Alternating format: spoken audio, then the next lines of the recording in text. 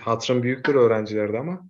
Valla çok eski öğrencilerim de var burada. Duygu Özçetin çok yıllar önce mezun. Şimdi isimlerini sayamadım, diğer öğrencilerim de var. Mevcut öğrencilerimiz de var. Böyle katılım gösterip bizi mutlu ediyorlar. Enes'i görüyorum. Yüksek lisans öğrencilerim var. Sinan var eski öğrencilerimden. Mezun olmuş ama hala bağını koparmadılar bunlar hocam.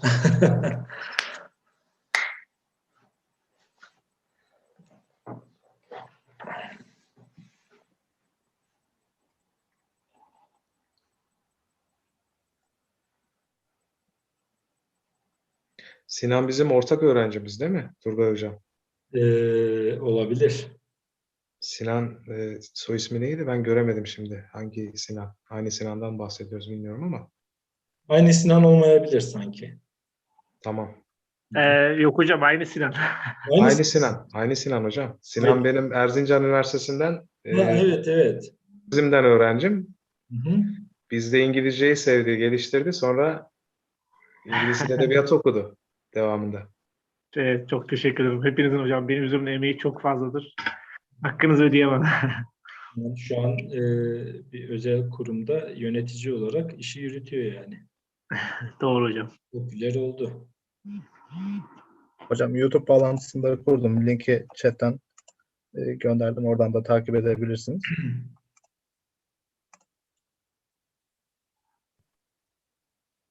Evet.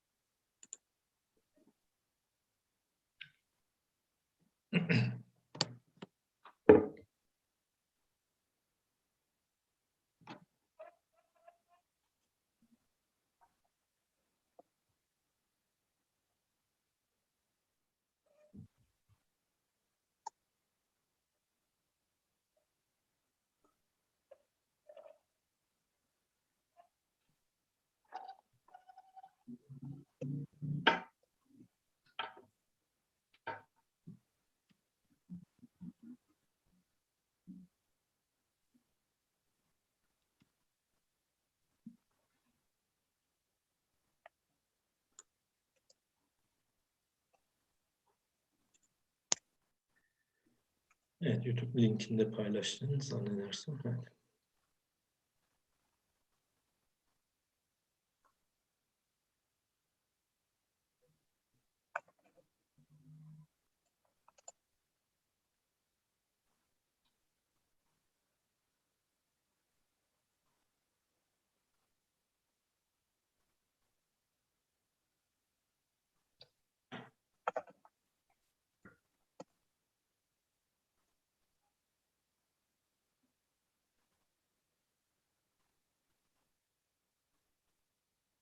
Sanki Serkan Hocam'ın ismini de gördüm Turgay Hocam.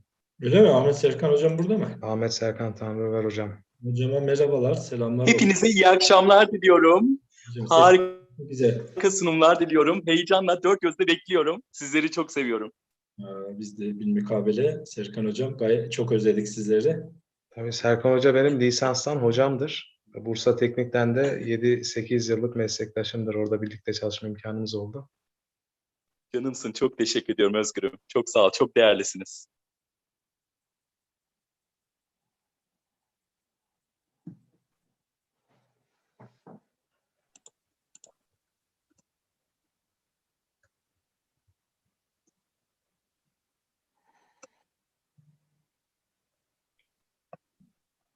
Evet, Bozok Üniversitesi'nde yavaş yavaş görmeye başladım Turgay Hocam. Görürüz değil mi? Bir an göremeyeceğiz diye düşündüm ama Özgür Hocam.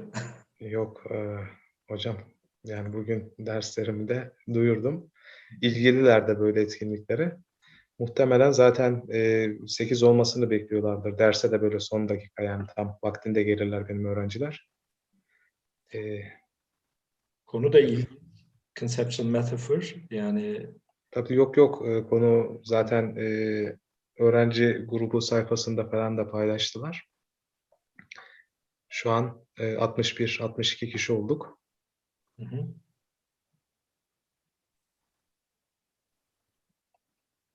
Nurgül Hanım'ı da görüyorum burada. Nurgül Hoca da bizde Merhaba hocam. koordinatörümüz. Merhabalar.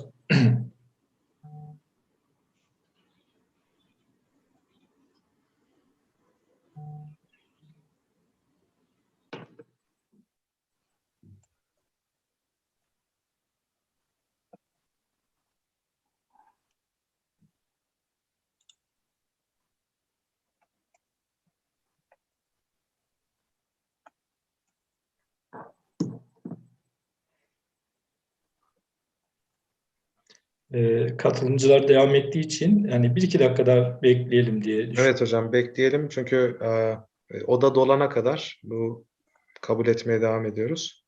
Hı hı. 78'deyiz. Başka kimleri görüyoruz? Osman Dermanlı'yı görüyoruz yüksek lisanstan. İlahi Şahin tez döneminde yine yüksek lisanstan öğrencilerimiz. Şimdi ismini de söyleyemediklerim olabilir burada. Onlar ya hoca bizi görmedi mi diye düşünüyorum.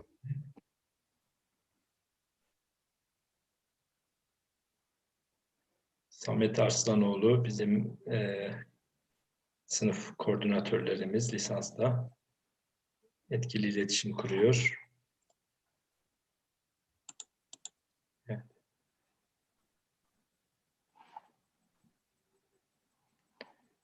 Kaçtayız? 88'deyiz.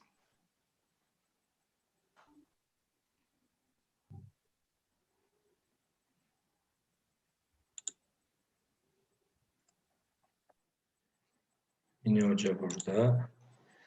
Diğer arkadaşlarımız evet.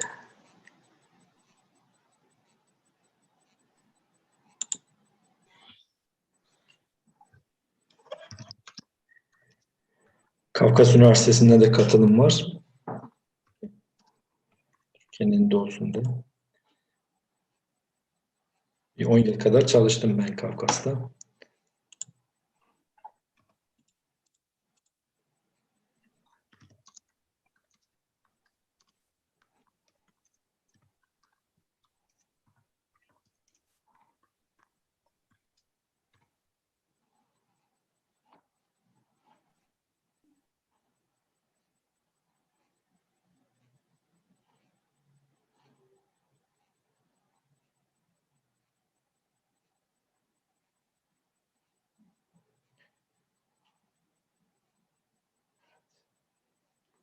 Evet, zannedersem başlayabiliriz. Değerli hocalarım. O zaman herkese öncelikle iyi akşamlar diyerek başlayayım. Değerli misafirler, sevgili misafirler. Yozgat Bozok Üniversitesi ve Ordu Üniversitesi İngiliz Dili ve Edebiyatları Bölümü adına sizlere Academic Lecture Series 2, yani biz ikincisini düzenliyoruz bunu. Bu etkinlikte ağırlamaktan oldukça mutluyuz. I want to continue in English because our participants know English. So, although our participants are mainly from Ordu University, Yozgat Bozok University, there are participants from different universities in Turkey, such as Kafkas University, Karadeniz Technical University, Atatürk University, Gazi University, and several others that I cannot pronounce their names now. I believe that there will be a prolific and intimate atmosphere, and we will create an opportunity to exchange ideas between the participants and our presenter. The driving forces for us to organize this academic lecture series are both to motivate our students and colleagues to become more involved in their academic careers and to elevate their stress and anxieties related to issues during COVID-19, the pandemic process. As we do not have any chance to meet physically, unfortunately, why not to meet online? We therefore organized this meeting. Of course, this joint organization received invaluable support from both people and institutions. And therefore, first, I would like to thank the Associate Professor, Dr. Cemal ÇAKIR Hocam, and his university, Gazi University, for accepting our invitation. Next year, Assistant Professor Dr. Özgün Şahan, faculty member, Yozgat Bozok University, and the English Language and Literature Department Staffs Award University. A special thanks goes to dear Professor Dr. Mustafa Naci Kayaoğlu, Head of English Language and Literature Department of Karadeniz Technical University, and Tuncer Aydemir, the research assistant of the same program, and dear Dilek Korkmaz, my MA student, for technical support and the motivation they provided for us. And finally, my dear colleague, Dr. Cüneyt Özata. I want to pass the word to Dr. Şahan. There's a reminder, quick reminder. Thank you, Hocam. Thank you very much. I would like to thank you as well for encouraging me and to contribute to this event. And I would like to thank Cemal Hocam for accepting our invitation. I'm pretty sure that I'm very positive that this will be a great experience for your students and my students and the other colleagues across the country. I would like to make a quick announcement. Guys, friends, colleagues, you'll be able to get a certification about your participation to this event. In the chat flow, you can see the link to a form in which you will fill out your personal information. And after the event, based on the information you provided in this form, you will be given a certificate. Thanks again, and Turgay Hocam. Okay, thank you very much for your quick reminder. I would like to give a few words about the topic of the presentation. The conceptual metaphor theory and foreign language teaching. It's a topic about the recognition of metaphor as a common ingredient of everyday life and the recognition of possible cross-cultural differences in metaphorical themes. Therefore, we have believed that the topic can take the interest of our audience. The main topics covered in the presentation are processes in language, such as structuralization, lexicalization, contextualization, metaphorization. These are the subtopics of the presentation. Before giving the words to dear Dr. ÇAKIR, I'd like to present his short bio.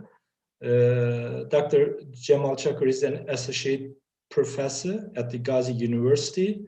His areas of research centers on applied semantics, applied pragmatics, and lexicology. Associate Professor Dr. Cemal ÇAKIR got his BA in English language teaching in 1989 from Gazi University, ELT program, and MA in TEFL in 1990 from Bilkent University, and finally a PhD in ELT 1997 from Gazi University.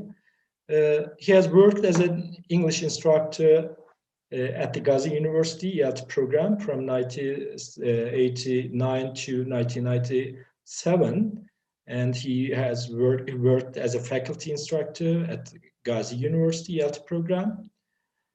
In both periods, he taught English on part-time basis at various public and private institutions. He has been a faculty member since July 2002, the Gazi University IAT program. He offers several BA, MA, and PhD courses and has supervised several MA and PhD theses as well. And also, he worked as a team member of several European projects, and also on the basis of Erasmus staff mobility taught at universities in Poland, Czech Republic, Denmark, and several other universities in Europe. He's interested in applied semantics, as I said before, and applied pragmatics and lexicology. In the sense, he published a book entitled Semantics of Interlanguage, and also the co-authored book entitled Practice, Phrase, Verbs in Context, and are two of his publications.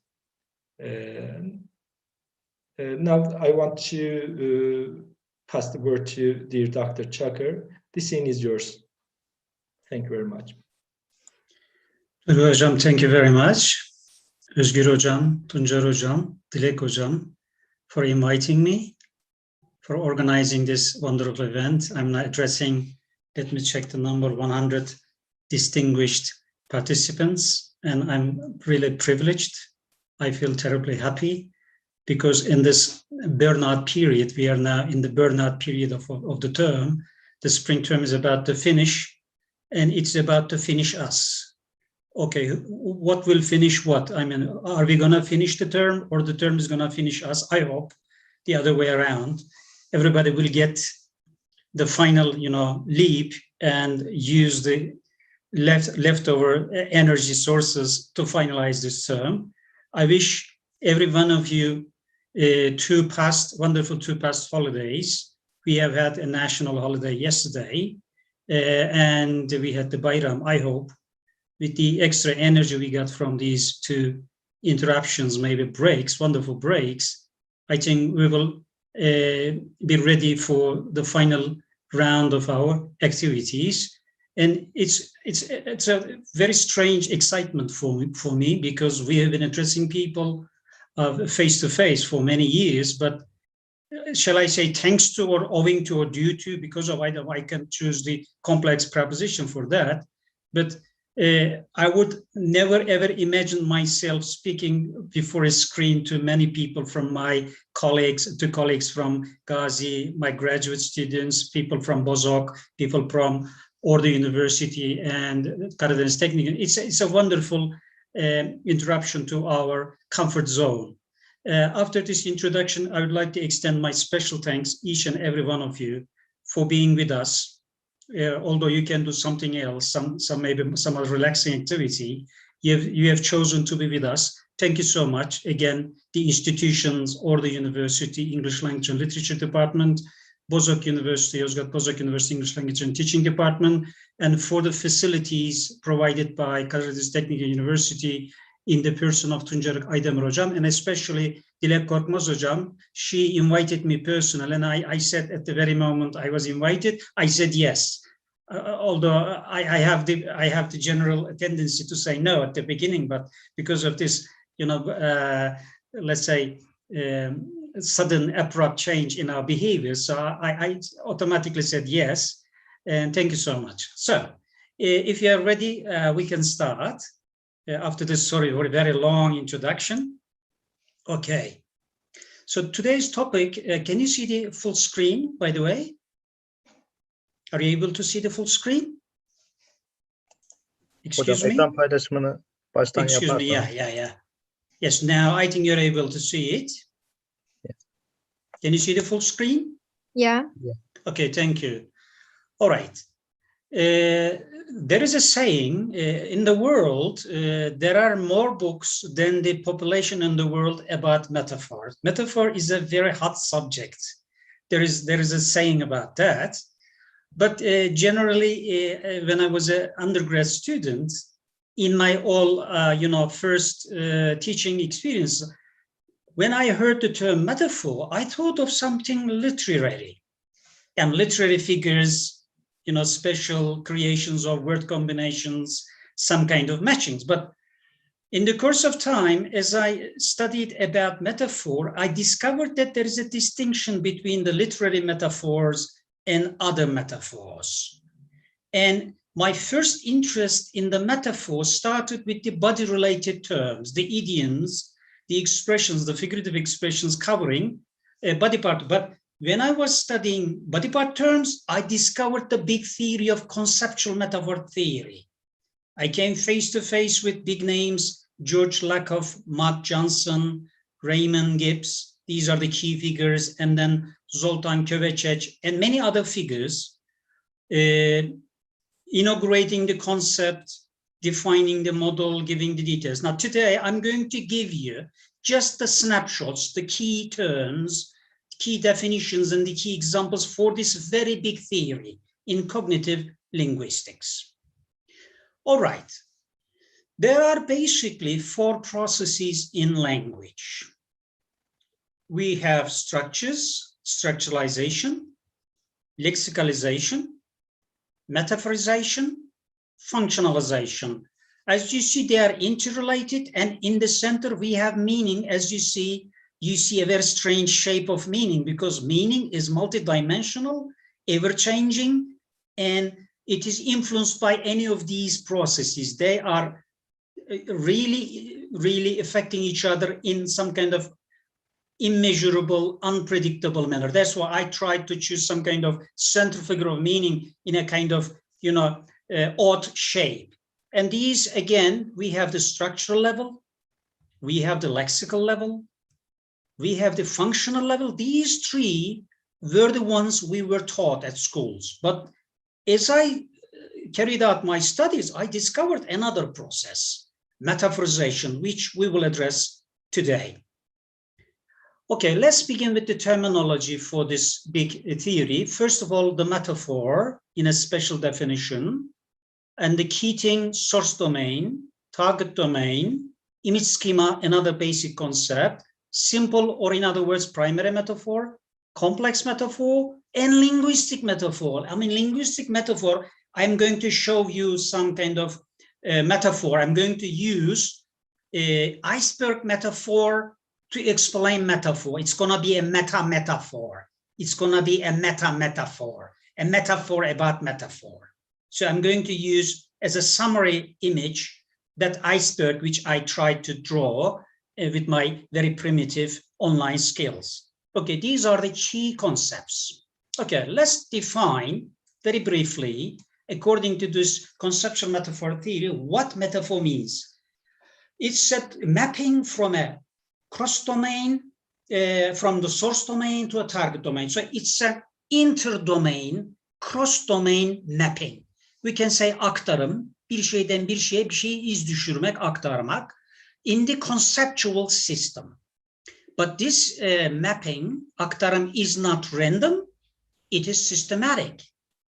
It's a systematic of entities and relations from physical, concrete level to an abstract level. So human beings try to define, express abstract things on the basis of concrete things. I mean, this has been in millennia, our past generations of all languages discovered certain physical things and enlarged mentally and virtually in their brains to explain the invisible, the non-tangible, the abstract.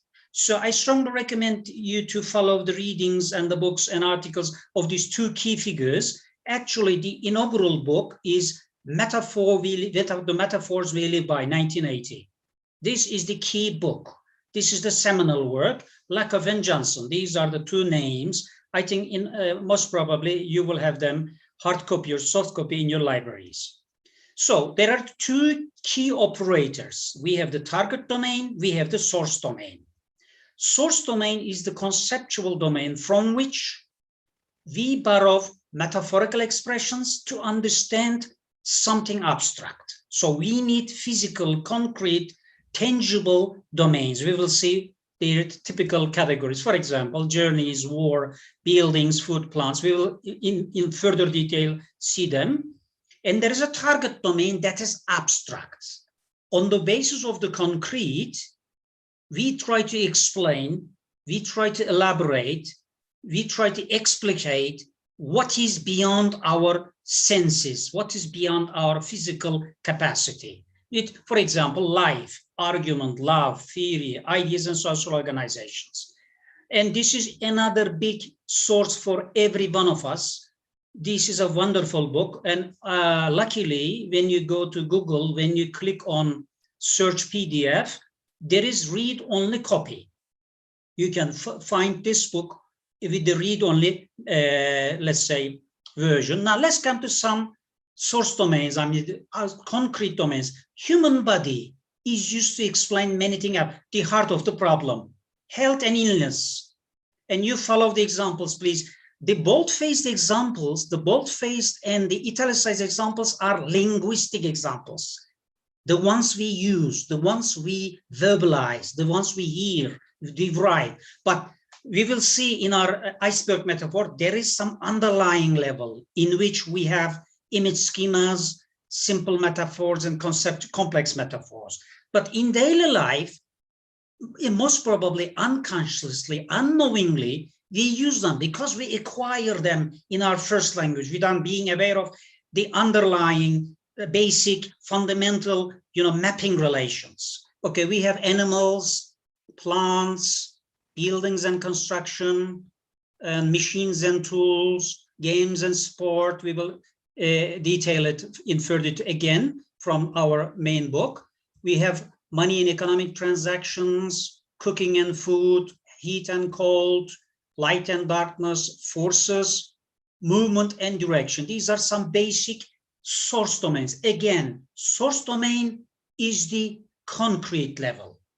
And then we have the abstract domain. We have the abstract domain. Excuse me for a moment. Yes, target of emotions, desire, morality, thought, society and nation. These are abstract concepts, politics, economy, and further human relationships, communication, time, life and death, events and actions. These are some key target domains. So we have the source domain, concrete. We have the abstract domain. We have the target domain, abstract. Now, we have one of the key terms, image schema. Image schema, we can say that the basic fundamental software for meaning. I mean, for any meaning to use, to conceptualize, to think of, we need some underlying software level meaning relations, universal. I mean, whether you're speaking Turkish, Japanese, Korean, whatever, all language speakers, because of being a human being, because of a member of the humanity, because we have the five senses, we have the main mental capacity, we have the similar habitat environment, there is a grammar outside, and there is a software in the brain, human brain, and human body, and environment relationship results in certain formulae, certain formulations, certain software, let's say, parameters. So we will see in a minute, basic abstract structures that recur in our understanding of the world. We have the five senses, we have the neurons, we accumulate the input, the stimuli, because there are regularities outside, repeating again and again, and our deciphering system, decoding system in the brain somehow discovers these regularities and formulates them as basics. And these basic fundamental levels of meaning, there is no further level under this level. This is the bedrock of the ocean. This is the last station. This is the most fundamental level. For example, what are they? There is this center and periphery, up and down, part and whole.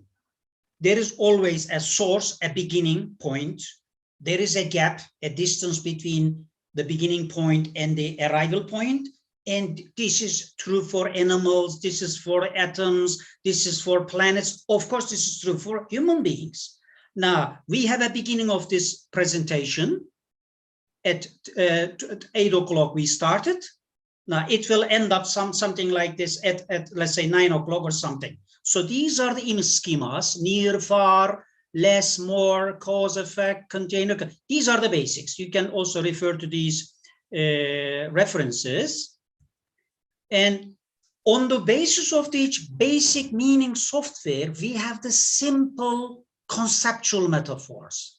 For example, source, path, goal. This is the image schema, and on which we say purposes are destinations. Purposes are destinations. So purpose abstract, destination concrete, but this results from, according to this theory, this stems from this source, path, goal image schema. There are hundreds, maybe thousands of such conceptual metaphors in the books I referred to. So simple metaphors, primary metaphors are based on image schema. They are still rough, on which we have complex metaphors. Here we are coming to the level of the sea level, I mean the visible level.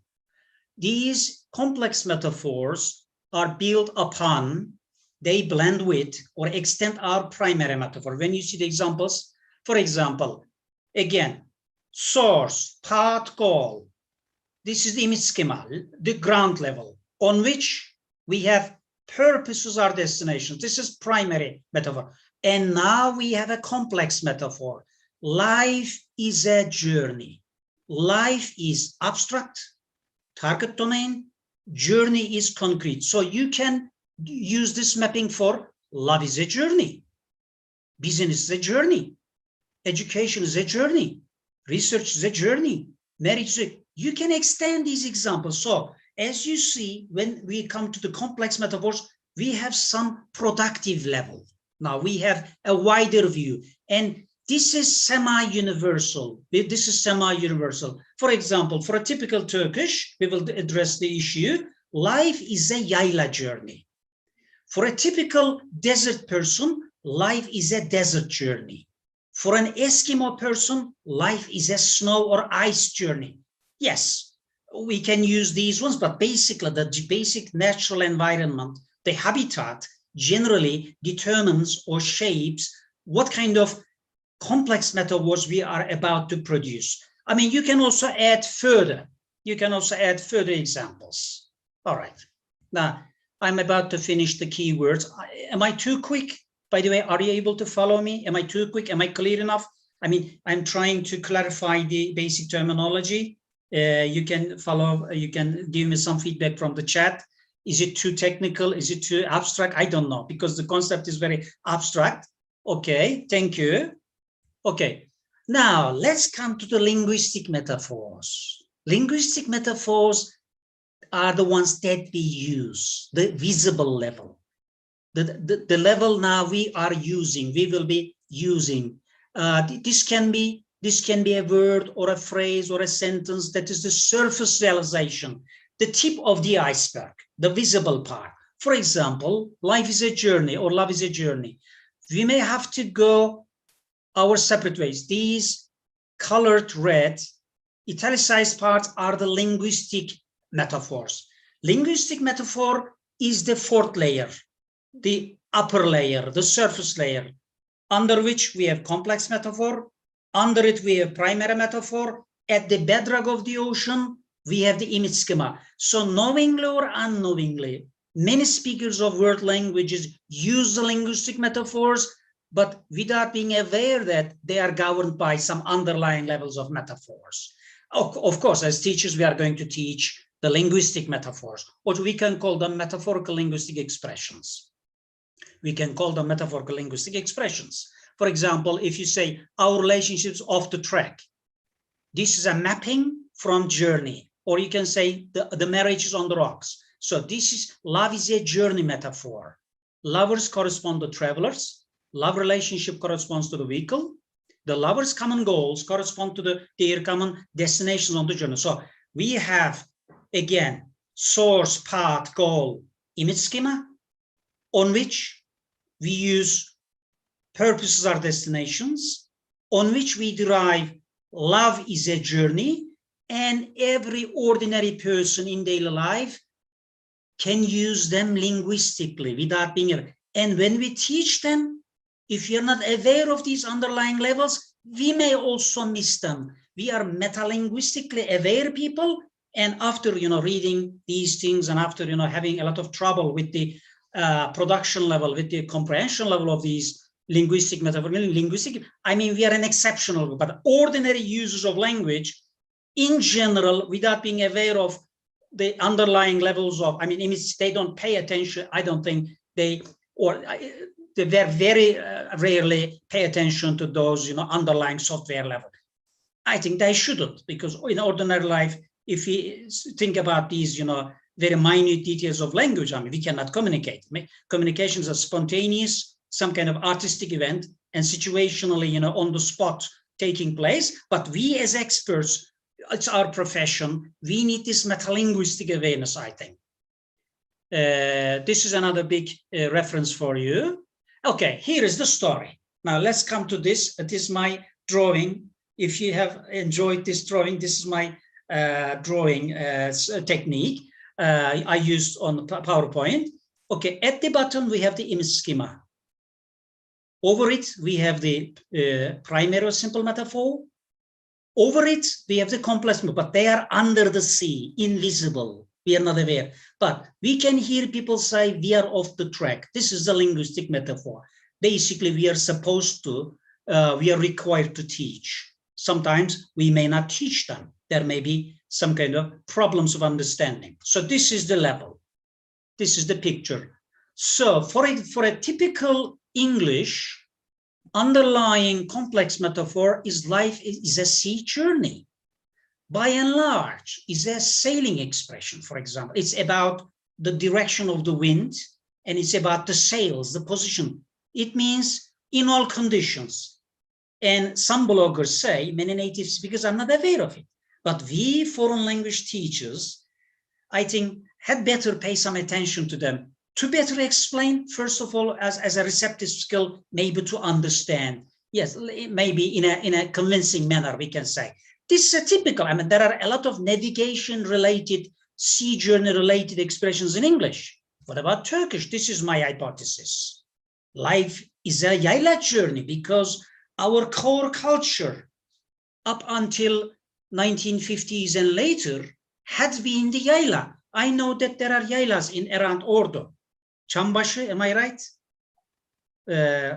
Gölce, I don't know. Yes, right. There are a lot of Aybastı, I don't know. Either Aysarazon, it's in Trabzon, in Rize. So this is a yayla journey. This is a recurring event.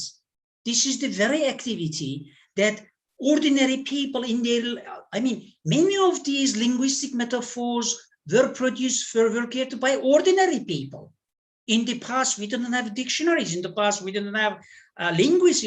I mean, but literally intelligent people. I mean, folk poets, probards, what do you call them? Minstrels. Okay, all these bards. I mean, halk ozanı, bards, minstrels.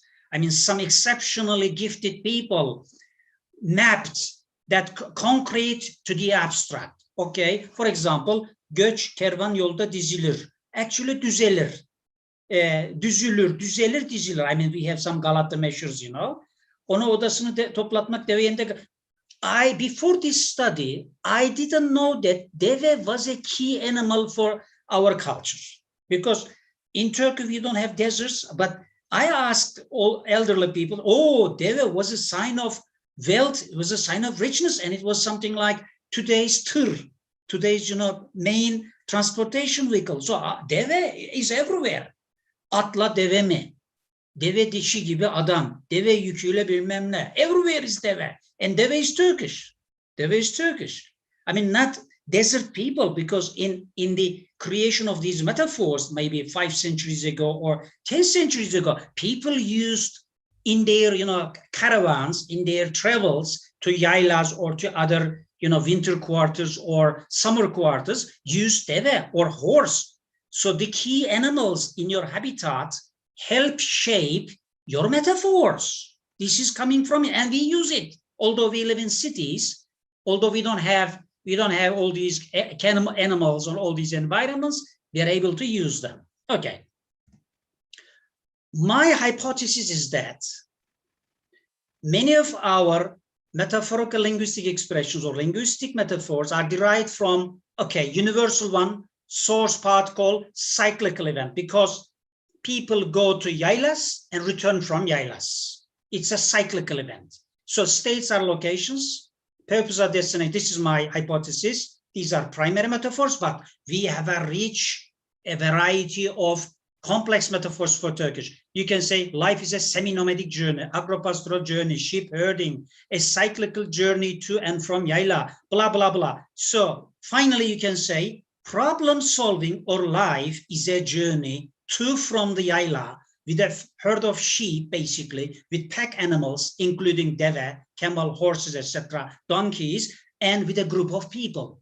And many idioms, many metaphorical, in my opinion. This is an hypothesis. We are going to, further investigate these issues. Again, let's go back. For a typical British linguistic realization, C can be a governing or motivating factor. For a Turkish, it can be yayla. This is just a hypothesis. You can question it. Hypothesis, something to be either nullified or to be confirmed or something like this. I call this yayla journey, covering all these agro-pastoral, all these nomadic and semi-nomadic activities, which are the basis, in my opinion, of many linguistic metaphors. So when a Turkish speaker tries to use them in English, automatically, somewhere in his cognitive system, cognitive linguistic system, these are subconsciously or unconsciously are triggered. So because English software is based on different image schemas are the same, but complex metaphors. As I said, image schemas and primary metaphors are universal because we are all human beings, but complex metaphors can be localized, can be culture specific, even subculture specific. Okay, when we have misunderstandings or some kind of problem. Okay, now examples from Ordu and examples from Yozgat. I have Torpil for these two cities. Okay, orada haber Altaş kazı. Demir Ali için herkes elini taşın altına koymalı. I think this is an important expression because the big pieces of stone blocking the Yayla journey is a big problem because a lot of sheep will travel through that, pack animals. So this is a key thing in my opinion. This is my speculation, all right? Or for Yozgatspor keçileri kaçırdı. Keçi is a key animal in the herd, keçi is key in the Turkish metaphorical system. Göç yolda düzelir. Okay, sports manager, kervana katılmak. Melisa Aslı Pamuk da estetikli ünlüler kervanına katıldı. Okay, kervanına katılmak linguistic expression. But underlying level, there is a yayla journey, a journey metaphor over here. These are some daily life expressions. So my hypothesis is that life or problem solving is a yayla journey. People problem solvers correspond to yayla travelers. Life problem corresponds to the herd, pack animals, and camp people. People's problem solvers' common goals correspond to safely reaching the top of the yayla with the herd, pack animals, and camp people. I don't know if among the audience members, any recent yayla experience. In the chat box, you can share with us. Anybody recently? Yayla, because it's a very troublesome activity and it's a very dialectic. Every season it changes as far as I know, because we have different, rain systems, wind systems, etc., and there are a lot of factors to manage. A lot of factors, herd, pack animals, and camp people, something like this. Okay, let's go to, yes, for a typical American, if you want to learn some American English, we see that they use baseball. For example, hit a home run.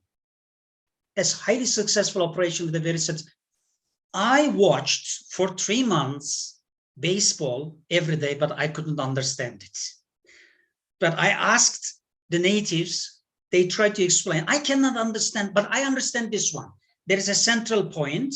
If you run there the quickest, you get the point, something like this. There are a lot of, what about Turkish? In Turkish, we have çelme takmak, kündeye getirmek. We have oil wrestling, not wrestling, but oil wrestling. Paçayı kaptırmak, something like this. For a Turkish person, life is not baseball. For a typical Turkish, life is wrestling. Life is oil wrestling. When a person wants to speak English, automatically, this is my hypothesis, automatically the wrestling complex metaphor is triggered. So these are some cross-linguistic, cross-cultural differences. For example, soccer metaphor. Soccer was a borrowed sport. Kendi kalesine gol attı diyoruz, topu taca attı diyoruz, free kick verdi diyoruz. Değil mi? For example, I use this one very often. Topu taca atmak. But these are translations. These are calques. Calques are one-to-one translations of idioms and phrases. But we use them. Vitesten attı diyoruz, işte kafa kafaya. These are traffic expressions. Traffic, life is traffic. Okay, so let's come to our final round. I don't know how many minutes. Turgay Hocam, am I too quick, too slow, halfway down the road, or is it okay? How many minutes have passed? So I don't know, I cannot sense it. In fact, there's no time limit. The flow is very great.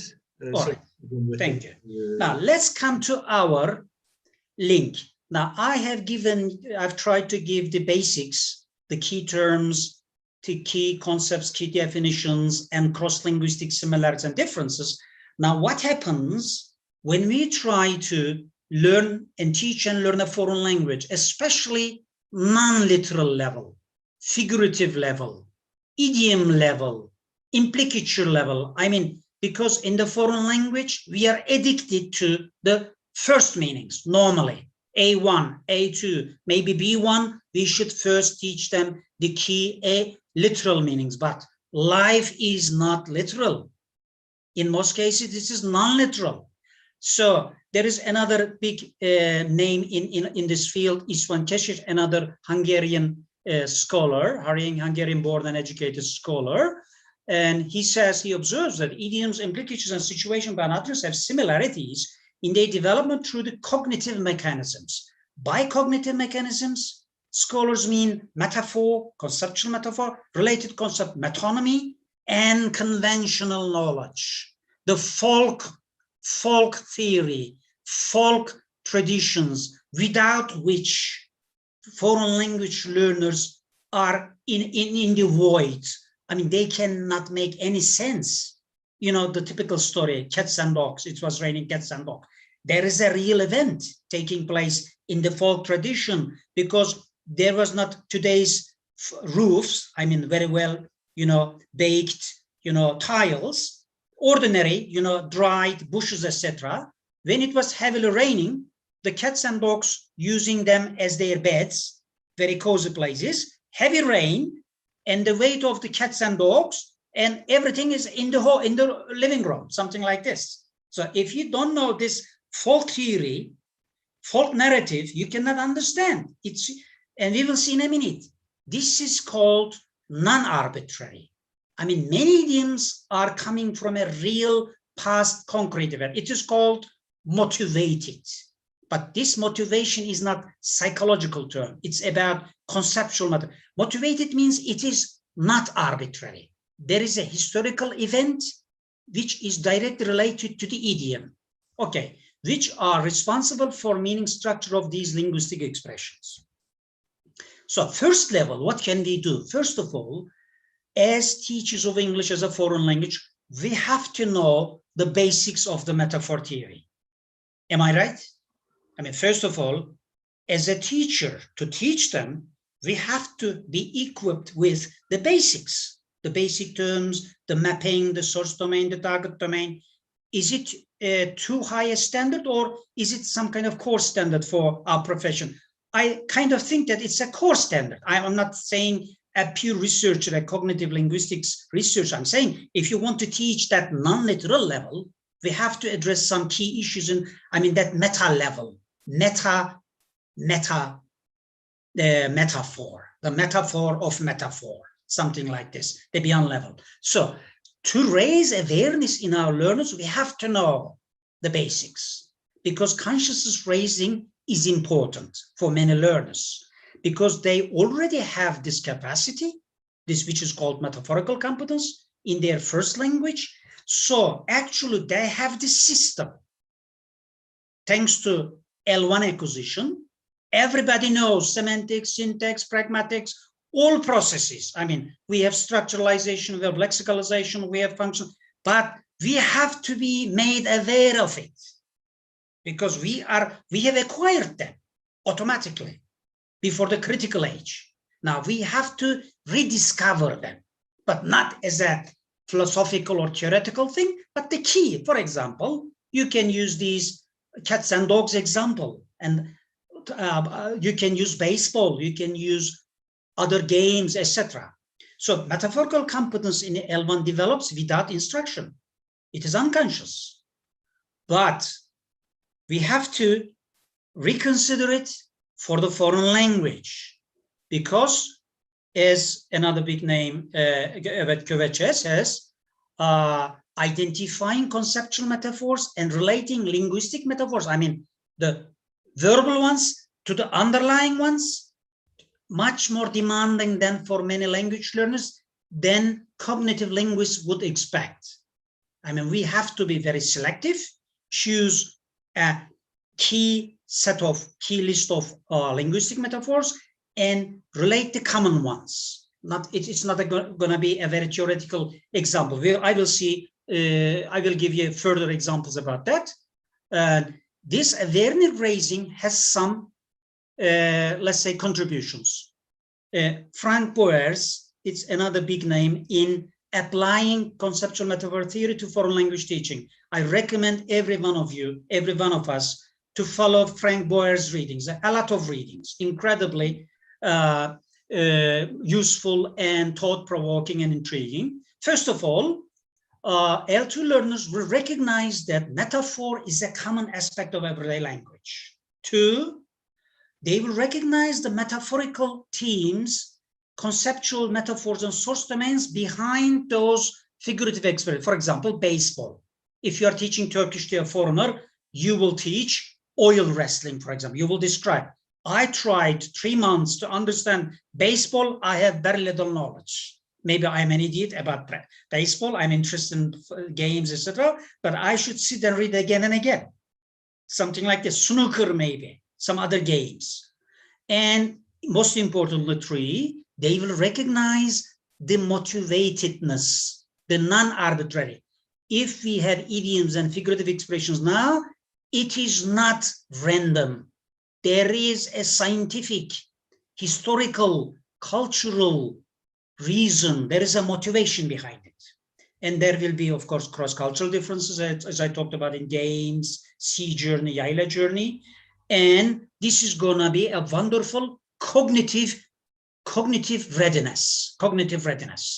They will discover it.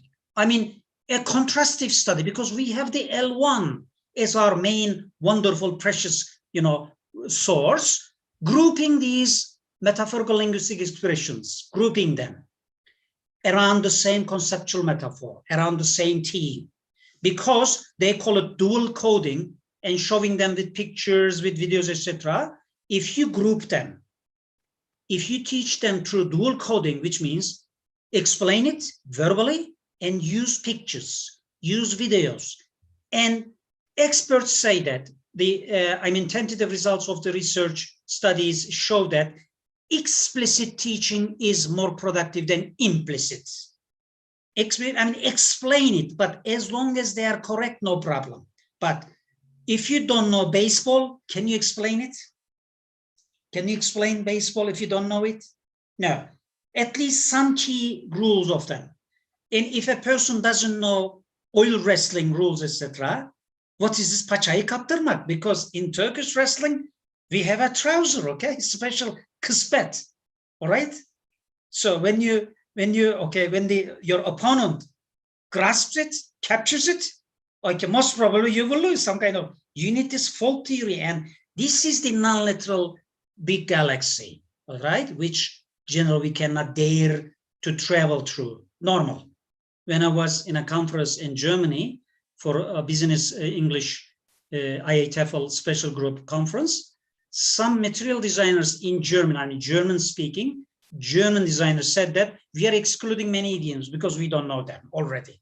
How can I teach the things that I don't know to my students? Kind of. But we have internet now, we have audiovisual materials now. I think we have more chances of, bringing them into the classroom at the mental level, theoretical level, at the practical level. So grouping MLEs under certain concepts. For example, anger is heat is a complex metaphor. He's fuming, he's blowing off steam. These expressions are related to this metaphor, for example.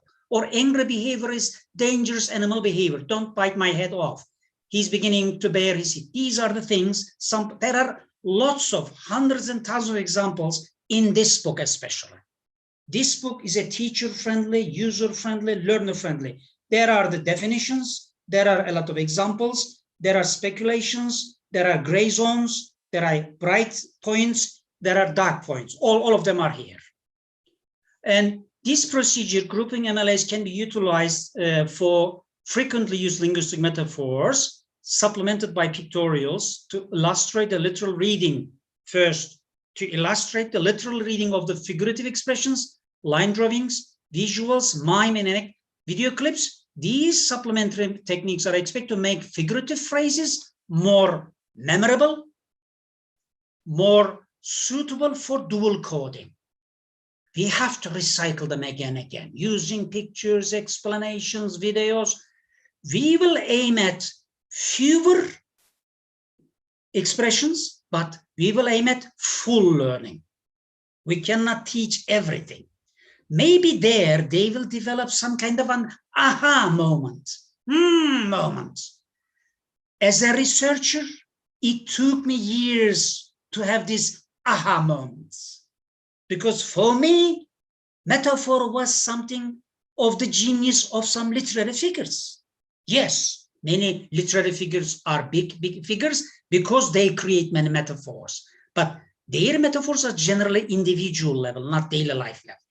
But our folk poets, uneducated minstrels, bards, all these figures in the past, Karacaoğlan or Aşık Veysel, all these are big names, yes. They were not educated, but they had some kind of irfan, folk education, okay, non-formal education, something like this. So they discovered these relations and they followed these mappings. Now we have many idioms owing to the fact that they were created by these uneducated, uncertified people, something like this. All right, now we are creating football metaphors. We are computer metaphors, right? We are traffic metaphors because our habitat is now surrounded by this technology. Now we have a lot of technological metaphors. Vitesten attı, patinaj yapıyor, topu taca attı, kendi kalesine gol attı, right? Watch your Turkish, watch the politicians, the TV programs, etc. There you will see that. Okay, sorry for this long, but caution, there is a caution. The learner's understanding, reception, awareness of these metaphors in the mind, not sufficient by itself, because it's important for the learners to be sensitized about the pervasiveness of metaphor in language and the special aspects that constitute the cognitive linguistic approach before they are asked to apply it. It's not enough to know it. So games, activities, peripheral board, bulletin boards, pictures, role plays, and multiple intelligences, multimodal, right?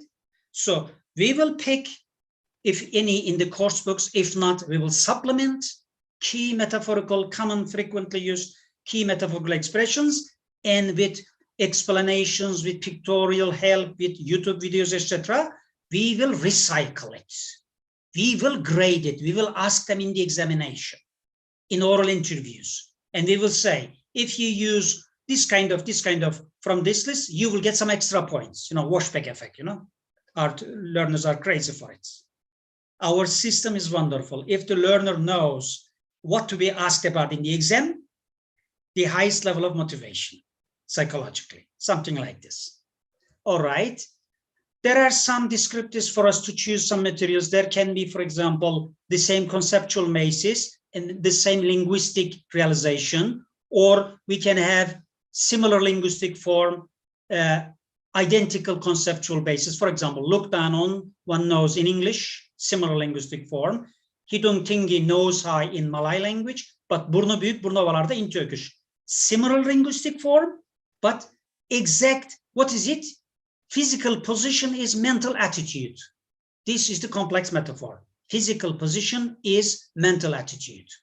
Physical position, concrete. Mental attitude is abstract.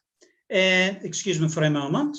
Different linguistic form, identical concept. For example, we say pickpocket in English, Panjan Tangan, long arm, but eli uzun. You know, different linguistic form, but equivalent, identical conceptual basis, all figuratively denoting a person who steals by sleight of hand. Now we have further examples. Excuse me for a moment. Yes, for example, in Turkish we say soft-hearted, excuse me, in English we say soft-hearted. In Turkish we say yumuşak kalpli. These are universal because state of the feelings is the material state of a vital organ, charteris plak, change hands, pindah tagan, el değiştirmek, exactly the same. Hand for the person, it's a metonymic mapping here, hand for the person, hand for control. But we would expect that L2 learners will easily understand and use them. This is a hypothesis. We need to develop a lot of visual, audiovisual, bodily kinesthetic activities, as a result of which maybe some of our learners will choose to use them. Not all of them will choose, because Bardavy, Harlech, and Dernier observed that pragmatic, actual contextual use is basically learner dependent, not the system dependent, not the procedure dependent, not the teacher dependent, but generally learners pick, choose certain items, certain skills to develop. So it's an individualistic issue. But as a system, as a teacher obligation or teacher, let's say, function, we should provide them with the basics, with a lot of examples, with visual, audiovisual, etc. materials. Let them observe, watch, get. I mean, noticing strategies change from learner to learner. There are a lot of factors. Now, we have this pandemic distance education factor. I'm not talking about a situation where there will be face-to-face. I mean, I'm talking about a normal situation now. We have an abnormal normal situation. I hope the summer will be a very abnormal normal situation, and then we will go to our normal situation, something like this. There will be different, of course, conceptual metaphors. As we have already said, English is basically sea journey metaphors, you know, highlighted, motivated, and derived.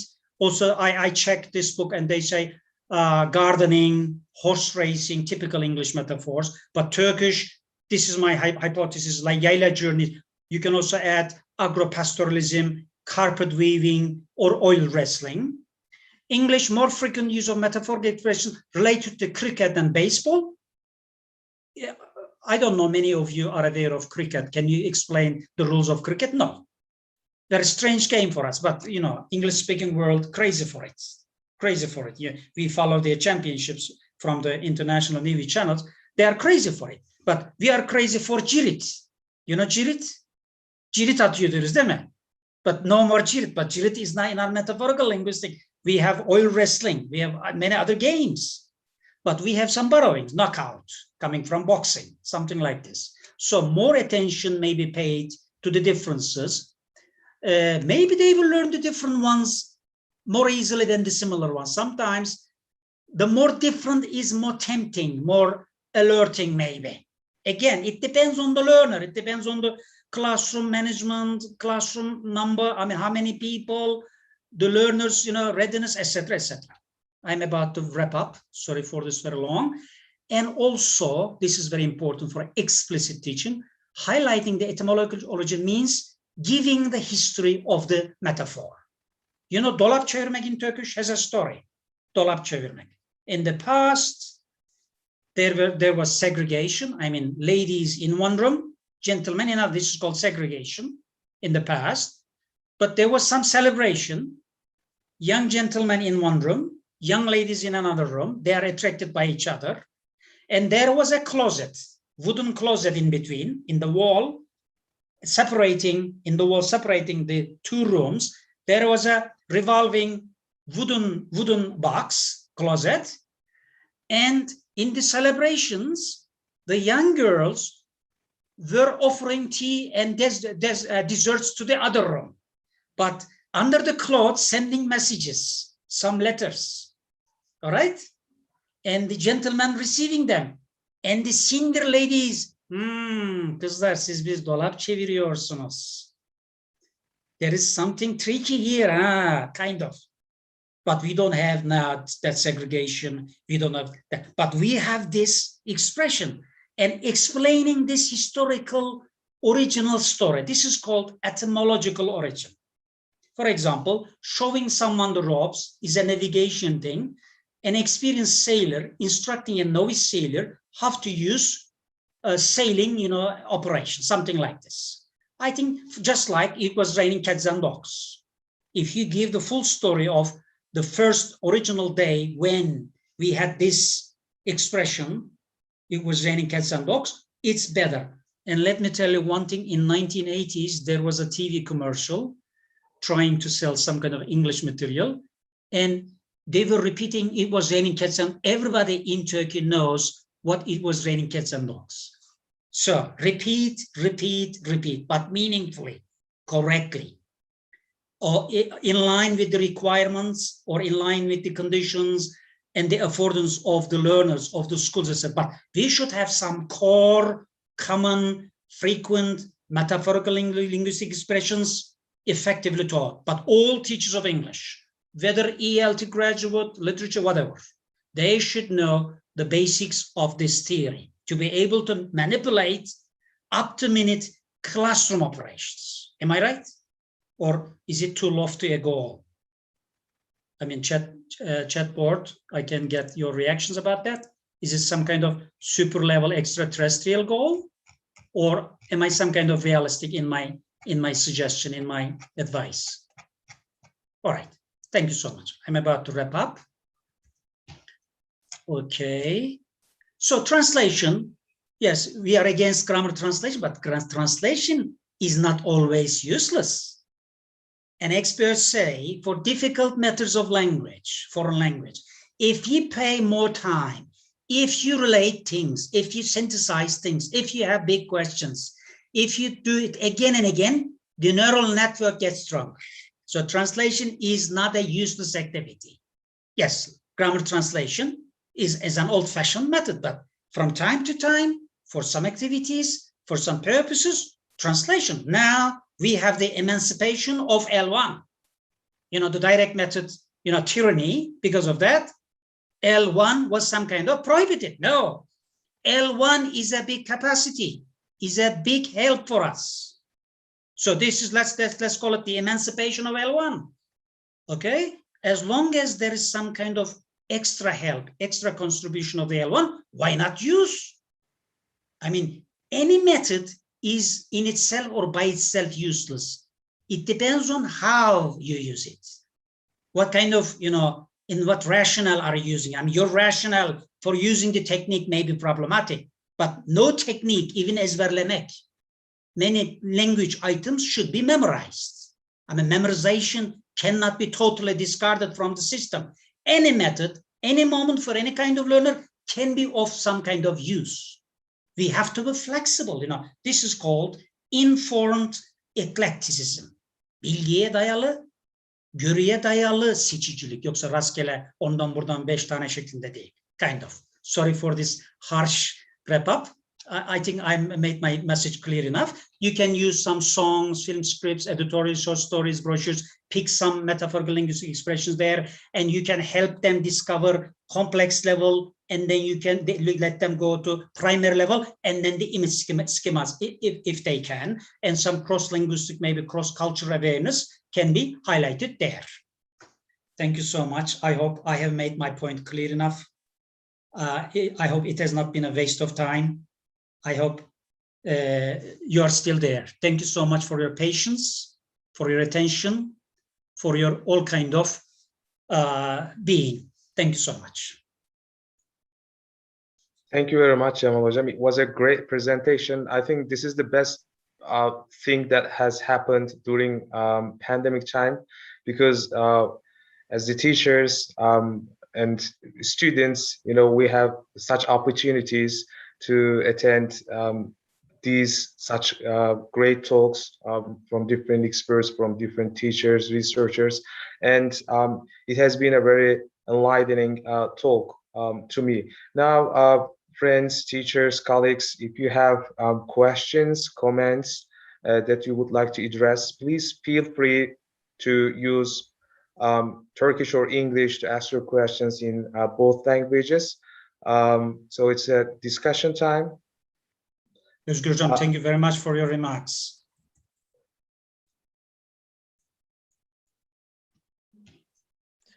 By the way, our participants can ask their questions in Turkish as well. Yeah. This is because high level topic. I mean, sometimes I say in my classes, the topic can be so scientific, the level can be so high that even our first language cannot be enough. Yes, perfect. High level, highly sophisticated issues cannot even be addressed in our first language. We are discussing something highly scientific as far as I know. Yeah. Okay, we are not native speakers. We are not native speakers. Yes, we have some kind of communication skills in English, but why not in Turkish? As I said, the emancipation of L1. Yes, perfect. Yes, the emancipation of L1. Yes. Thank you so much, all participants. I get your messages over there. Thank you so much for your time, for your, screen energy. I got it. I kind of develop a sense, because I teach a lot of hours in our system. I kind of sense that energy over there flowing, or at least I prepare myself something. Otherwise, we will go crazy before the screen. We will be ekran maniacs, screen maniacs, something like this. I'm teaching the linguistics course in my department, and I have always highlighted the importance of linguistic knowledge into our teaching practices. I mean, we should not learn such stuff, these theories, independent from our teaching and learning practices. Of course. And I would like to invite my students, like, you know, what they are thinking about this theory, conceptual metaphor theory, and how we can translate this theory into our teaching practices in their future careers. Are there any comments, questions?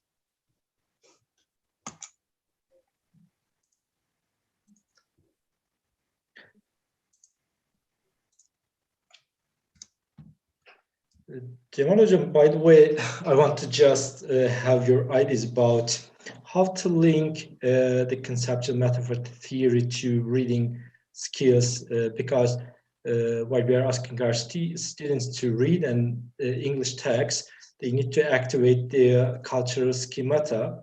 So it can be linked to cultural schemata and conceptual metaphor theory, because most of the texts that our students prefer to read include target language culture. I think it can be linked to the cultural schemata theory. Of course, of course. Now, we have a lot of short stories. I prefer short stories for communication skills, modern short stories. There you can pick some snapshots there, some key text excerpts, where there is a significant dialogue there, or some description there, some explication there. Then you can maybe have lead-in questions. You can first set the scene, right?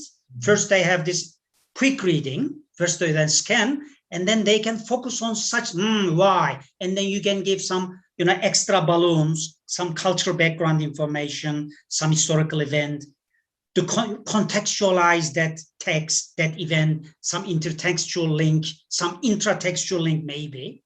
Then experts say, okay, to your surprise, extensive reading doesn't help a lot in vocabulary acquisition, because random reading it is, but systematic, how can we say, concentrated reading, you will pay more attention to it.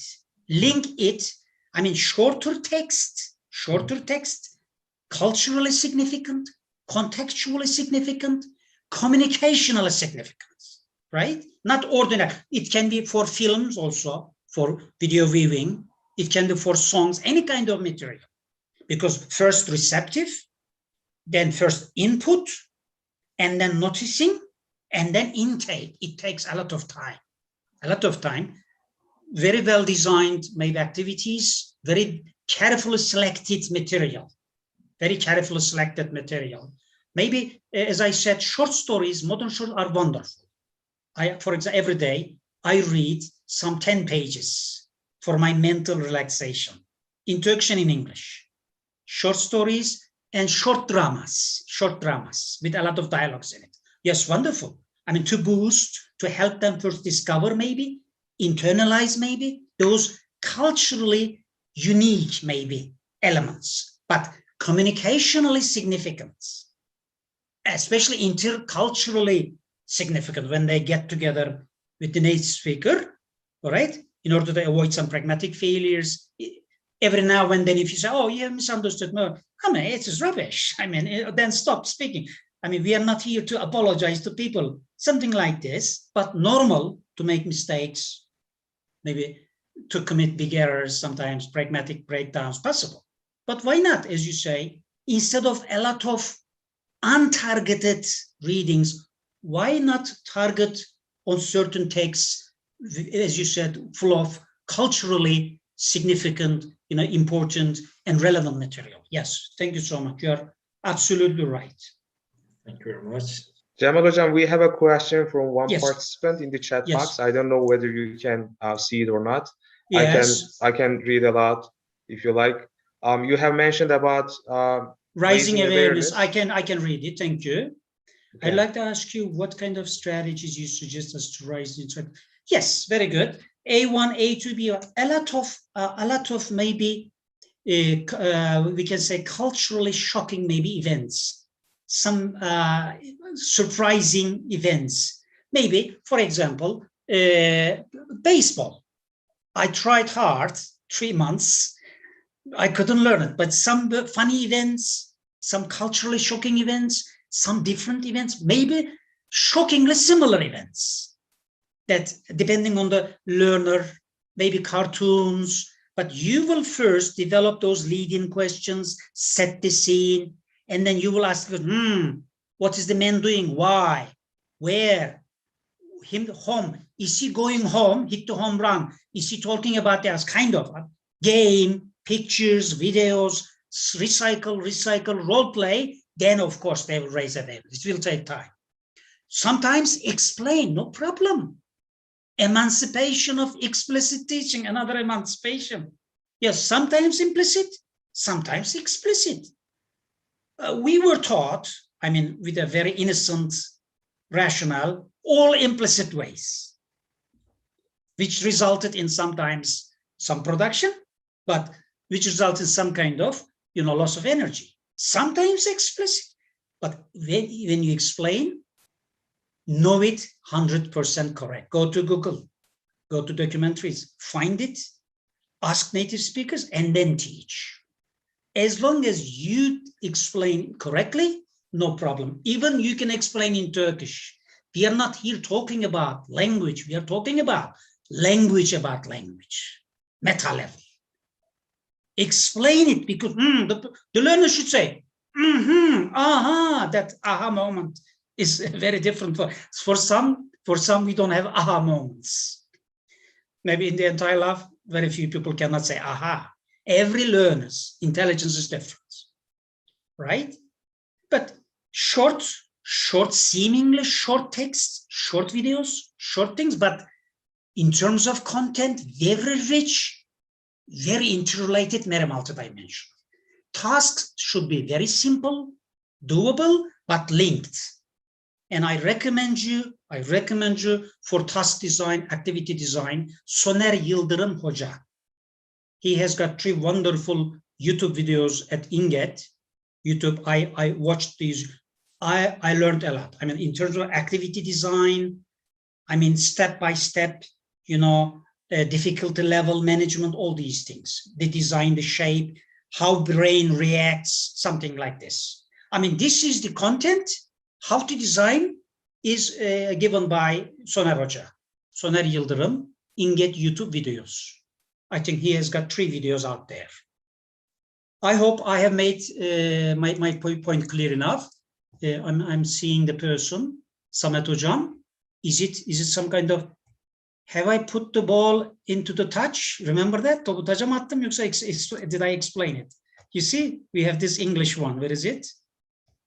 Where is it? Sorry. Did I kick the ball into the touch? Huh? Did I kick your question into touch? I hope I have answered your question. Cemal Thank Hocam, Thank what you. I wonder about teaching metaphors explicitly and implicitly, I really wonder whether teaching explicitly depends on the students' level of proficiency and Of course. the age. Maybe in advanced learners, do you suggest us to teach these issues explicitly? And for younger learners, we may tend to using games, very simple cartoons, but picking the daily child-related, kid-related metaphors without giving any explanation, of course. But explanation like this, amca orada ne dedi? Niye orada kızdı? This kind of leading. Bak burada böyle dedi. Sence bu doğru mu? This is still explicit. I mean, not helping or letting or making the learner discover, because some learners are teacher-centered.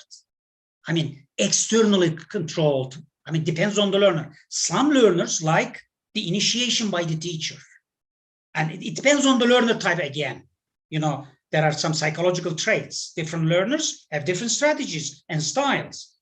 But games, repeat, they will hear, they will see, sometimes you will explain, but simple, they will cut, role play, watch it. For example, believe it or not, I have been watching in pandemic, Heidi.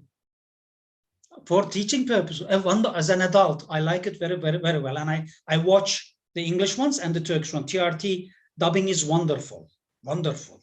I'm crazy because it was the cartoon of my childhood. And I have watched all 66 episodes. I have watched all 66 episodes.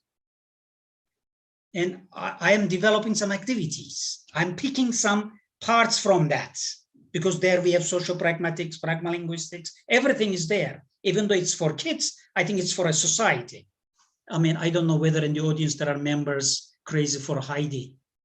And I sometimes feel very terribly, emotionally, yes, it's for kids, but as an adult, you feel emotionally, motivated somehow, moved, something like this. You're right. Depending on the age, yes, for the games, dances, films, cartoons, I mean, they're, pleasure playing we will address, kind of. But when necessary, some mini explanations, maybe, for clarification, because they like it. Kids, younger kids like those strategic explanations. Hocam böyle dedi. As long as it's correct, as long as you very well structure it, and if you don't overemphasize it, say it, get the reaction, and then shut up, kind of strategy for the kids. The psychology of the kids. They have the attention span of 10 minutes, around 10 minutes, something like this. Thank you, Hocam, for this wonderful question. Cemal Hocam, we have a question from Yes, please. Dana. I think she wants to ask her question. Let me unmute. Yes, please. Güldane, you can unmute yourself, I think. Hello, Hocam. Thank you for Hello. this perfect presentation. Thank you. I want to ask you a question. You said that during your presentation, you said that your habitat helps to shape your metaphorism. And for example, I may not know the meaning of life is a journey, life is a yayla journey, because I don't live in Ordu.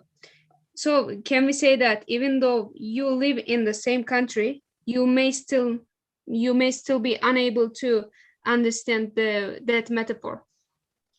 Yes, very good. Thank you very much. They are called dead metaphors. Yes. Did you use this term, Güldane?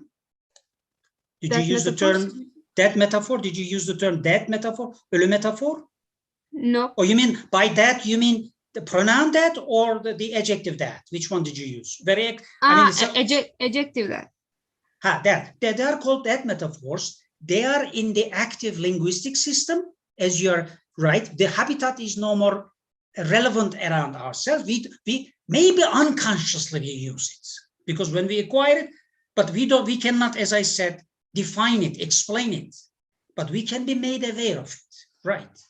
This is also true for English speakers. By and large, as bloggers say, they are not aware of that. It's about navigation. It's about sea journey, something. But when it comes to the foreign language, we need some kind of conscious learning. It's a booster. It's a force multiplier. You can learn many things at a time. You can have the network. You can have this network relation. Then in the long term, schemata can be stronger.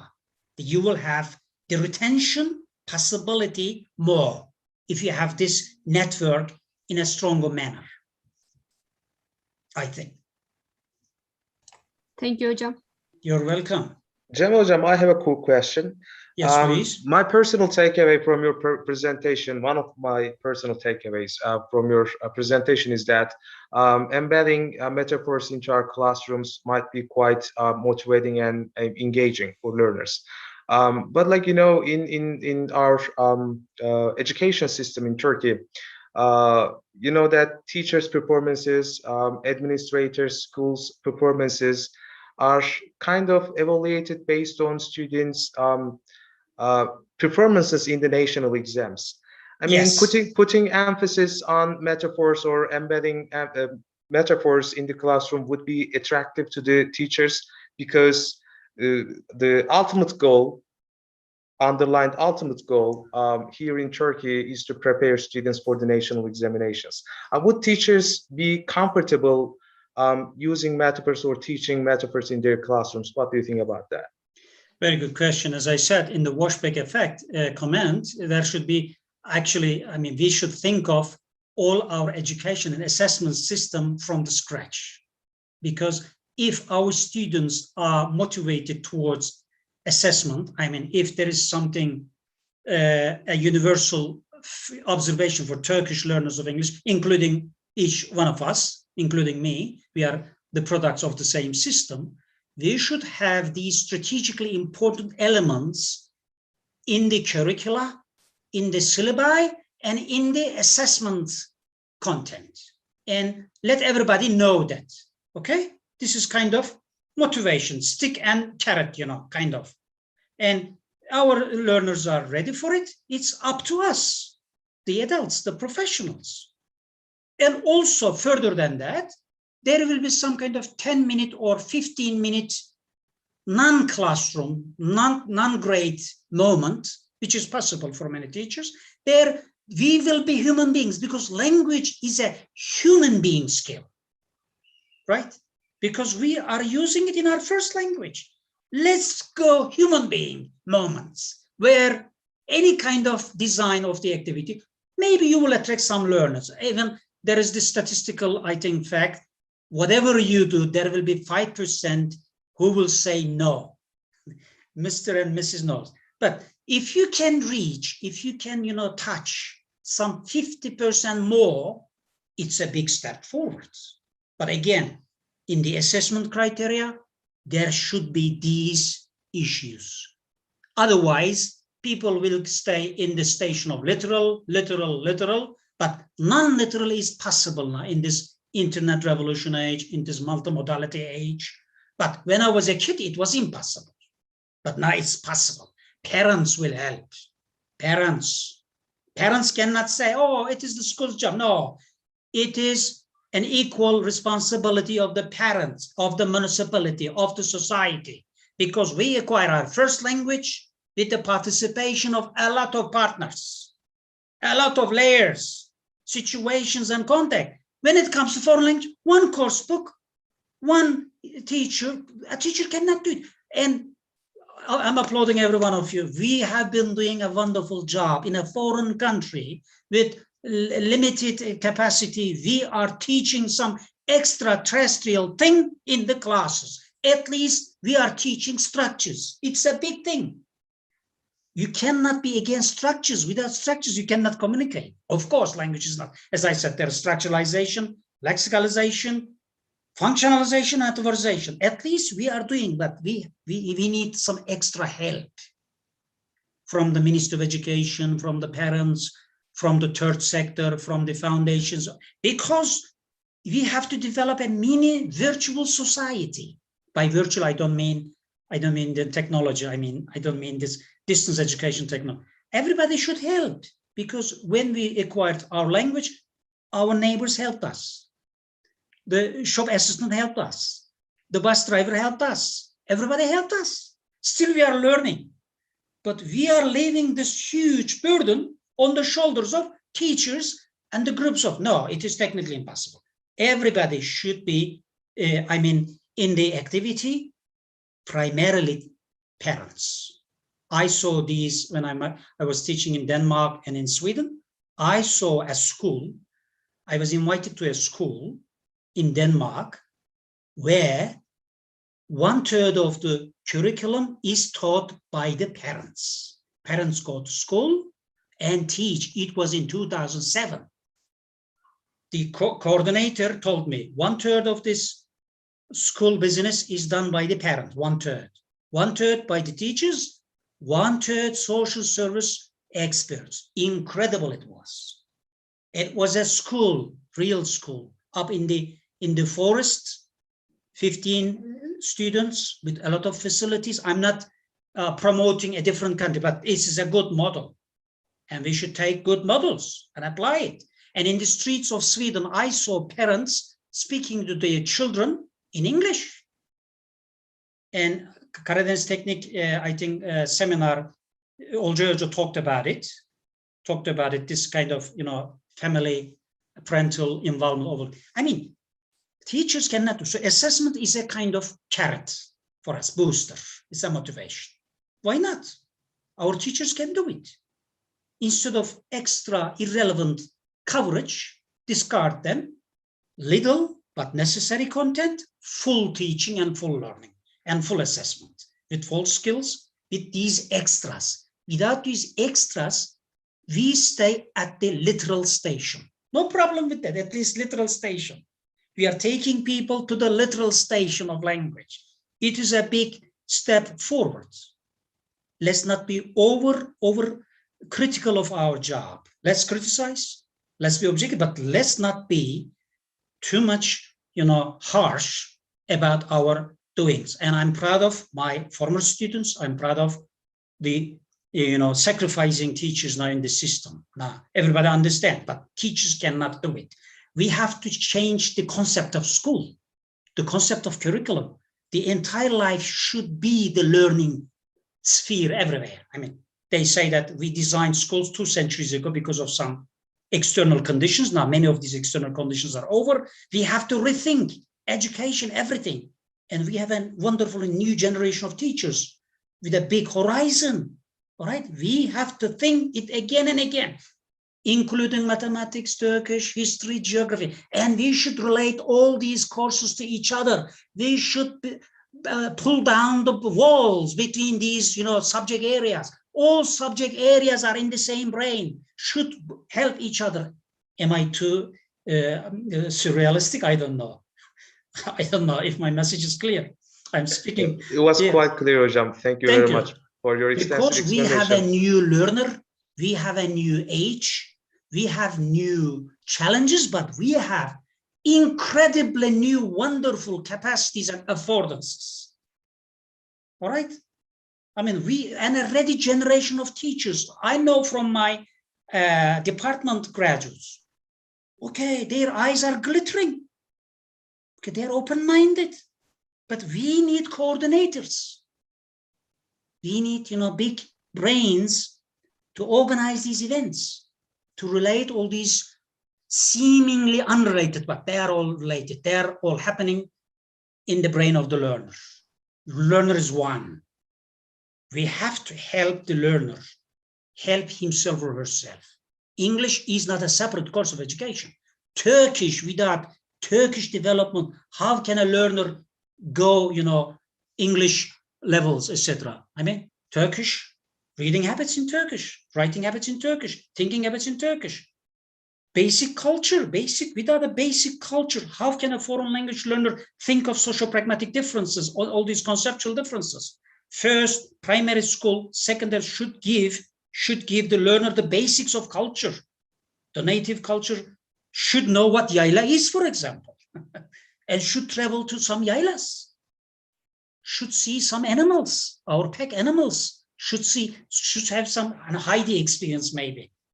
Heidi goes to, mountains, etc. And also she goes to Frankfurt, Some kind of, I think Heidi is a heaven paradise for everybody, including the Europeans, I mean. Why don't we have a Heidi curriculum maybe? Let's have Heidi curriculum. Heidi, let's go Heidi, kind of. I'm not going childish, I know. People are laughing out there. We have one more question, Hocam. Yes, from the please. Coach Sorry for wants to ask a question. And this then, long, maybe seemingly irrelevant comment. If it's irrelevant, that was a great please explanation, forgive me. Hocam. So we have a couple of comments and questions in the chat Yes. box, but before reading those questions, I would like to unmute Funda Koç for her question. Thank you very much. First of all, thank you for your great presentation, Cemal Hocam. Thank you so much, Funda Hocam. Actually, I don't have a particular question, but I want to say something on curriculum. I have been teaching English at a high school for 10 years, yet I realize now that I have never told over my students' development of this process. Actually, in the past, in our course books, there were not many expressions, idioms, or proverbs of the target language. But now we are highly teaching these expressions, and I know that my students are interested in these expressions much. But I want to say that it's also difficult for us to realize the backstage of these expressions, even in Turkish, as you said. For example, you said that we don't know the history of the expressions even in our first language, such as dolap çevirmek. I didn't know the backstage of this expression. So isn't it too difficult for us to explain these expressions to our students? I think we should also learn much about this topic, the history of the expressions, and we should be aware of the cultural differences. So what can we do to improve our knowledge on this issue apart from reading about it? Okay, so it's thank you very much, Funda Hocam, wonderful question and comment. First of all, it's not an individual endeavor. It is a kind of national level, universities, schools, teachers, publishers, natives. I mean, we should develop certain material. That's the main problem in our entire education. We have problems with the materials. Single teachers cannot and should not try to solve it. It's not a systemic solution. There should be, I mean, that's why we have universities, at least we publish, we address these issues, but we need some kind of a different level of organization for materials. You're right. In one of my talks, I reported one of the experiences in Germany. A friend of mine from German department told me that, this talk took place in 1990s. In Germany, before a material is presented to the student in the classroom, at least 200 stages are somehow tested.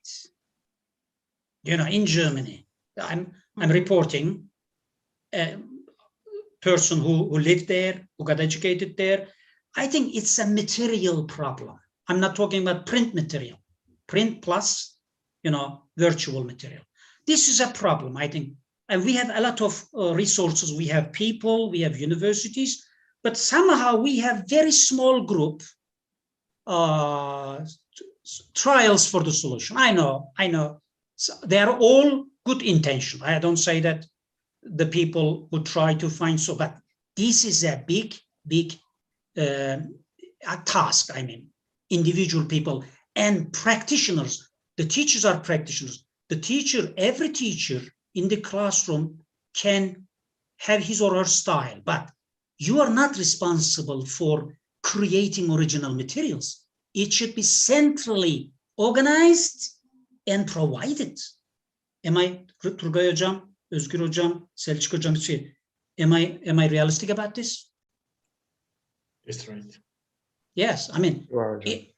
the teacher is a human being. The teacher should do the task in the classroom, and in the spare time, the teacher needs relaxation, social activities, family relations. I mean, this is not sacrifice. This is some kind of mismanagement of the process, right? As I said, there will be published. It can be an international publisher. I mean, there can be publishers, the teachers, the ministry, the university, everybody. But we don't have this kind of strategic cooperation or collaboration, what do you call it? Individual trials and errors. Good intentions, good, because these are very challenging, big things to do. Yes, for teaching grammar, every one of us can develop the best book in the world. I mean, Turkish structural books are among the best. Yes, let's be, I mean, proud of our, good sides. But metaphorical things, pragmatic things, extra semantic things, culture things require, first of all, the native speakers. We are not native speakers. We cannot sense it. Under the guidance of these native speakers, university people in the classrooms, they will feed us and update, of course, depending on the local conditions. In a village of Ordu, maybe in Anadolu school of Ordu, they are not the same, but it's the teacher's task then to manipulate the already given, right? But it's not the teacher's duty. It is not efficient. It's waste of time. And it's against the modern standards of labor. Okay, we are not slaves. We are not mental slaves. We are human beings. We get tired. We need some human dimension. Am I right? Topu taç atmıyorum inşallah. No, that was a great explanation, hocam. Acaba derdinize bir çare olabildim mi bilmiyorum. Yoksa Thank ben you de... very much for your answer. Thank you very much. As a whole, all stakeholders of the education increase the awareness on this issue. Yes, of course. All stakeholders. Yes, you're right. Thank you so much.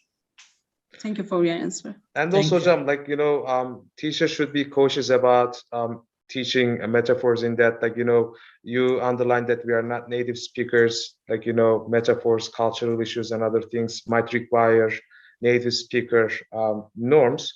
But like, in order to teach metaphors in our classrooms, teachers should not feel pressure on their shoulders, to achieve native speaker norms, because like, due to the changing status of English, which is also embedded in the recently revised curricula in Turkey. So we are now recognizing English as a lingua franca, as an international language. World English is, you're right.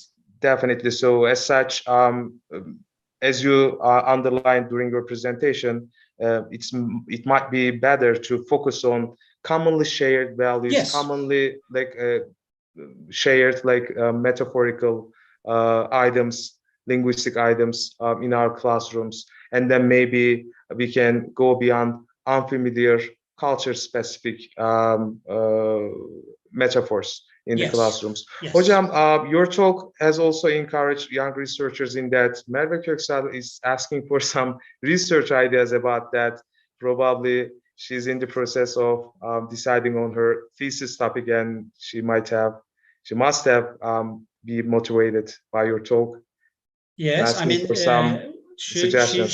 She some kind of request me to recommend the topic, or she has a topic she wants me to some kind of comment about it.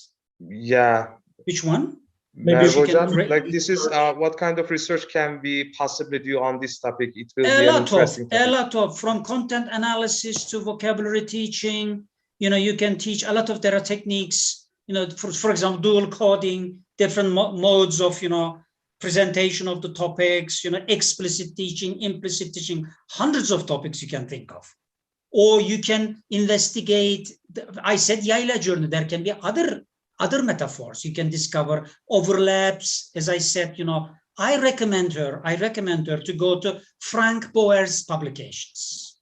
Frank Boers is a very prolific writer, a lot of publications. I read for this research more than 500 articles, believe it or not. Because the more I discovered, the more I got motivated, but the more I got lost in it. Yeah, but very interesting topic. Very interesting topic. There are a lot of publications. I recommend Frank Boers and Charteris Black. I think she will have a lot of answers there. A lot of previous study summaries, etc. But cross-linguistic and cross-cultural perspective could be publishable internationally. I mean, there should be gaps. I mean, you should find some gaps.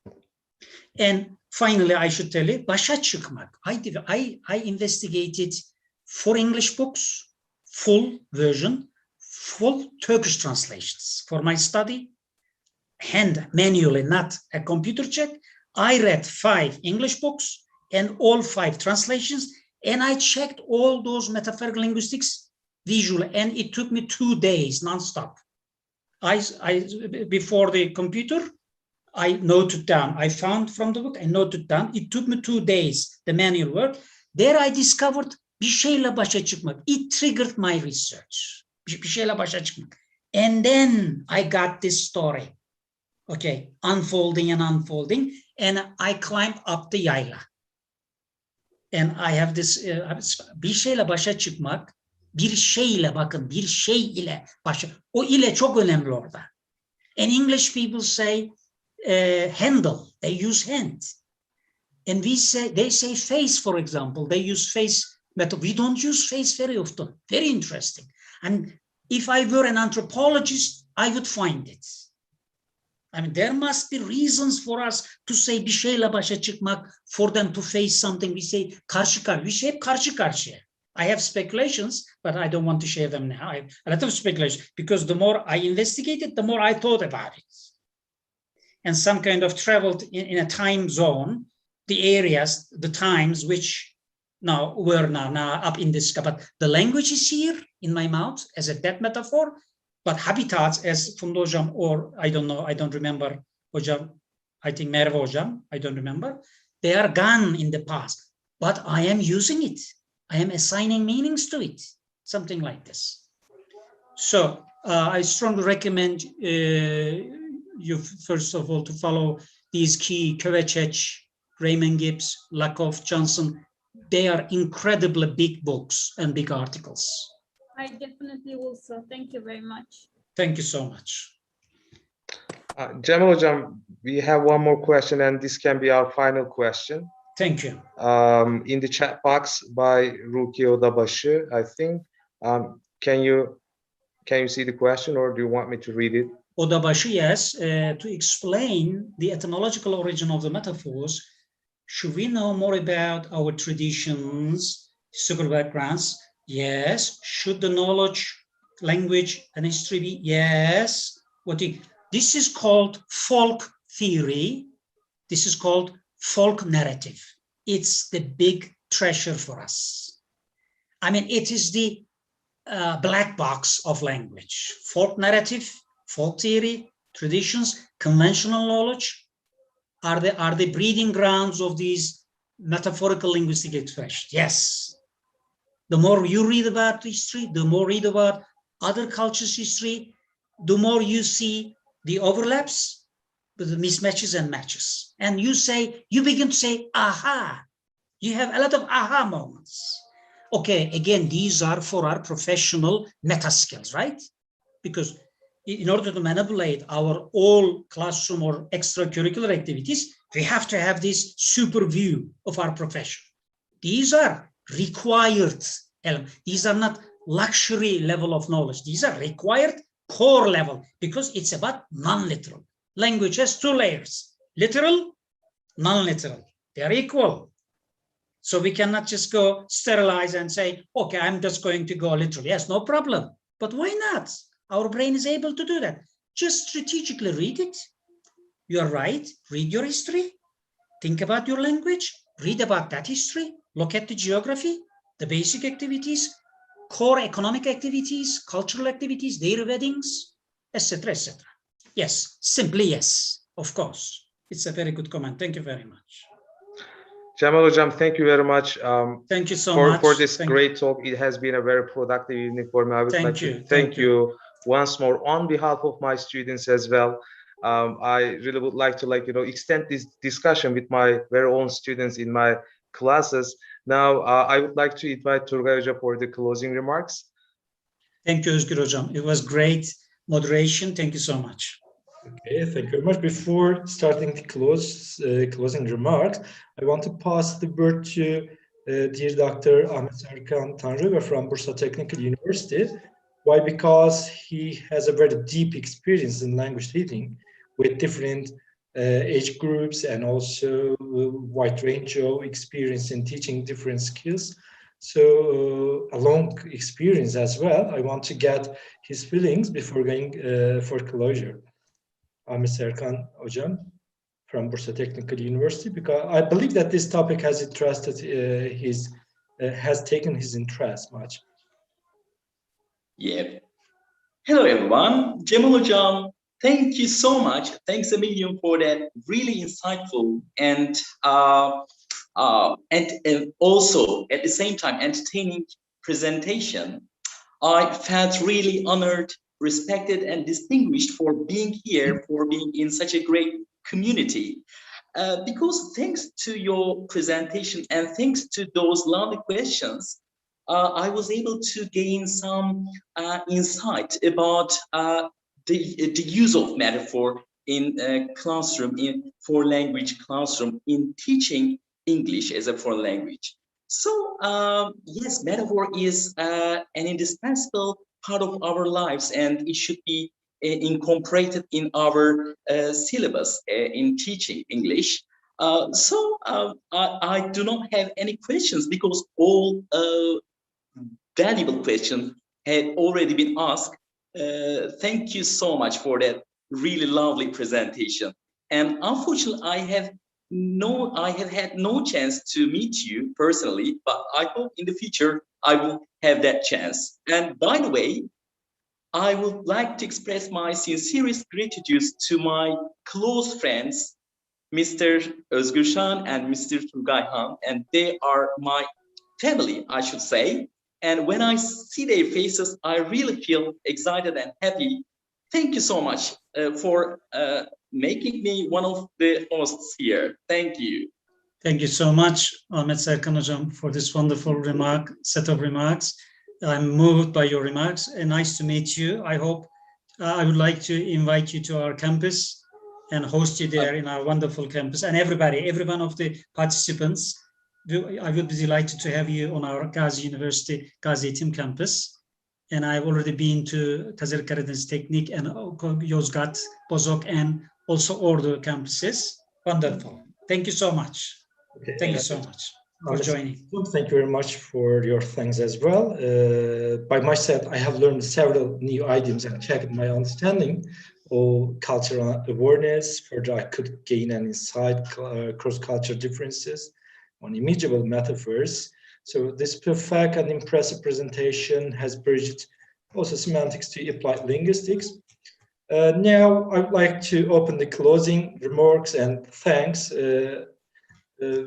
I would like to thank our participants, and you know that our participants are mainly from Ordu University, Yozgat, Bozok University, and also there are participants from different universities in Turkey, such as Kafkas University, Karadeniz Technical University, Atatürk University, Bursa Technical University, Gazi University, and several others that I do not pronounce the names now. I believe that there has happened a very prolific and intimate atmosphere, and we could create an opportunity to exchange ideas between the participants and our presenter. The driving forces for us to organize this academic lecture series are our participants' motivation to participate in such academic events. And finally, of course, this joint organization received invaluable support from both people and institution. I want to restate them. And therefore, first, I would like to thank the Associate Professor, Dr. Cemal ÇAKIR and his university, Gazi University, for accepting our invitation. And next year, our dear Assistant Professor, Dr. Özgür Şahan, from Yozgat University, and English Language and Literature Department staffs of the university. And a special thanks I would like to send to dear Professor Dr.